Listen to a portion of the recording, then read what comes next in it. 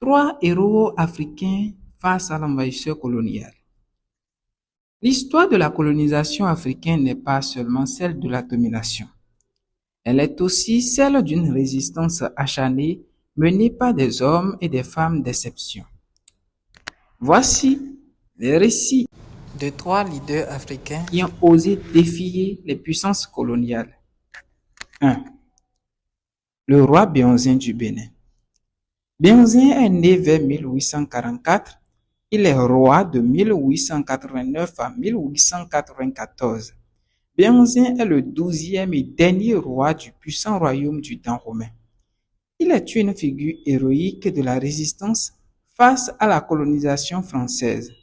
Connu pour sa bravoure et son intelligence stratégique, Béhanzin refusa catégoriquement de céder la souveraineté de son royaume aux ambitions coloniales. Dès son accession au trône, il s'opposa fermement aux tentatives françaises de s'établir sur la côte, notamment à Cotonou et Porto-Novo. Béhanzin défia les traités inégaux. En 1882, la guerre ouverte éclata entre le Dahomey et la France. Béhanzin mobilisa son armée, y compris les célèbres Amazones Minon, des guerriers d'élite. Il mena plusieurs batailles féroces contre les troupes françaises commandées par le général Dodd. Des affrontements comme ceux de Togba et Abomey montraient la détermination et le courage des forces du Dahomey. Malgré une résistance acharnée, la supériorité technologique de l'armée française finit par l'emporter.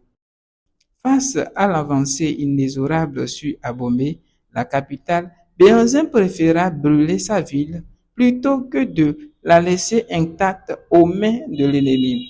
Il se rendit en 1894 pour tenter de sauver son peuple et fut déporté en Martinique, puis en Algérie, où il mourut en 1906. Sa résistance indomptable fait de lui un symbole éternel de la lutte pour la liberté et la souveraineté au Bénin et en Afrique. 2. Samori Touré de la Guinée. Vers 1830 à 1900, le nom de Samori Touré résonne comme celui d'un stratège militaire hors pair. Fondateur de l'Empire Ouazulu, il fut un adversaire redoutable pour les Français en Afrique de l'Ouest pendant près de 2 décennies. De 1882 à 1898, Samori Touré mena une guerre de résistance acharnée utilisant des tactiques de guérilla, brûlant la terre et créant des forteresses mobiles. Il réorganisa son armée, adoptant des armes modernes et formant ses soldats avec discipline. Malgré plusieurs traités et un combat inégal, Samori Touré ne fut capturé qu'en 1898 par ruse et exilé au Gabon où il mourut. Sa résistance héroïque reste un symbole fort du refus de la domination. 3. Lat Dior Ngoné. Lat Dior Ngoné vers 1842 à 1886.